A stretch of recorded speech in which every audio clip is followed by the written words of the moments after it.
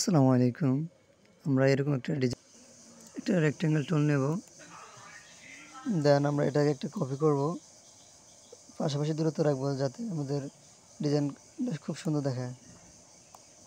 আমরা দুইটাকে সিলেক্ট করার পর আমরা চলে যাব আবার রেক্টেঙ্গেল টুলে।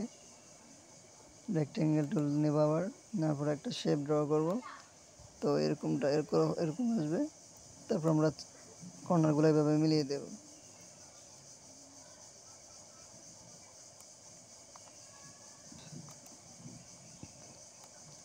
এখন আমাদের যে শেপগুলো, চারটি কোণার শেপটি আমরা সিলেক্ট করে আমরা এখান থেকে এভাবে রাউন্ড করে দেব, তাহলে আমাদের এরকম দেখাবে।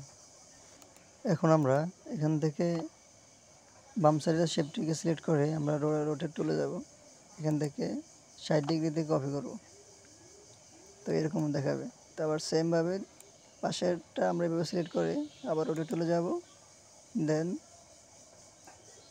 মাঝ বরাবর রেখে টুলে ক্লিক করব, দেন 60 ডিগ্রিতে কপি করব।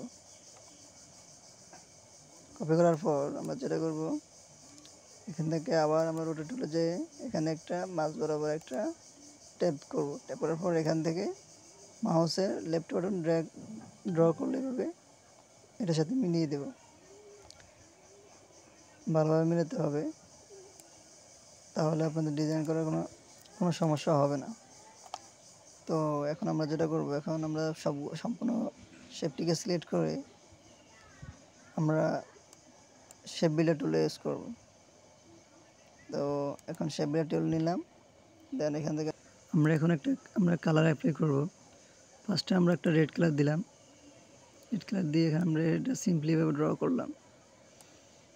এবার ড্র করলে আমাদের একটা শেপ হয়ে যাবে। তো আমাদের এখানে 3টা শেপ আমরা বের করব। 3টা শেপে 3টা ভিন্ন ভিন্ন কালার দিয়ে দেখাবো। তো এটা হয়ে গেলে আমাদের নেক্সট যে শেপটা আছে ওটার আমরা কালার একটা নেব। লাইক দিস আমি ব্লু কালার নিলাম। আপনারা আপনাদের মন মতো নেবেন, সমস্যা নেই। তো আমরা কালার দেওয়ার সময় আমরা খেয়াল করব, এবার ড্র করার সময় খেয়াল করব আমাদের কোথাও কোনো বাদ পড়ছে কিনা। তো আমরা এইভাবে আরেকটা শেপ ড্র করে নেব। হয়ে গেলে আমাদের 3টা শেপ সিলেক্ট করার পর আমরা স্ট্রোক থেকে নান করে নেব। এখন আমরা 3টা শেপে আমরা গ্রেডিয়েন্ট ইউজ করব। তো দেখেন কীভাবে করতে হয়, সম্পূর্ণ ভিডিও দেখেন, তাহলে বুঝতে পারবেন।